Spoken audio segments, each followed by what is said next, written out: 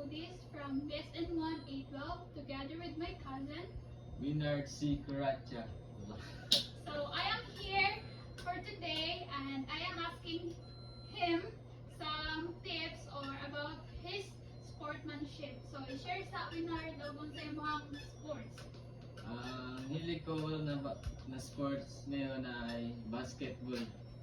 Yun. Kasi yung sikat ngayon. So, may tatlo akong katanungan ngayon sa iyo. At una, how did you prepare your body prior engaging in sports activity? How long the preparation that comprised of the preparations? If there was none, why were there no preparations? Siyempre, bago ako sumabak sa liga, pinapalakas ko muna yung katawan ko. Kondisyon ko muna yung sarili ko, yung katawan ko pinapalakas ko. Tsaka kumakain ako ng mga masusustansyang pagkain para lumakas lalo. Tsaka nag-exercise din, jogging, ganyan, warm up. Yan. So, pangalawang tanong. Have you had injuries not infected by others, just by yourself or preparing yourself for sports activity or during the activity itself? Describe the mechanism by which the injury was incurred.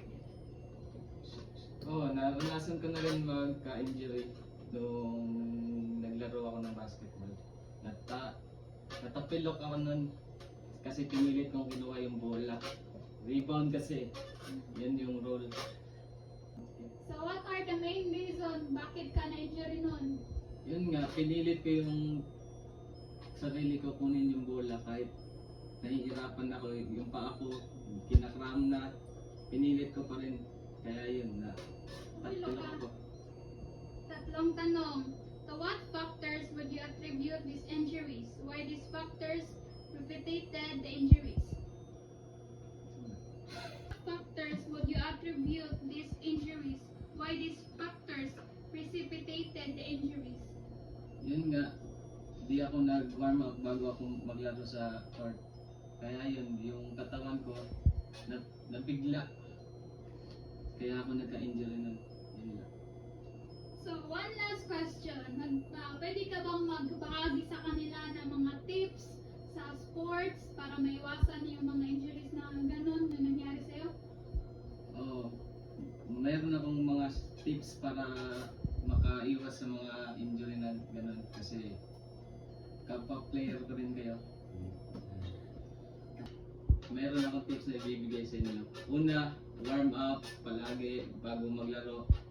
Tapos, kumain kayo ng masustansyang pagkain para yung katawan nyo malakas bago sumabak sa liga.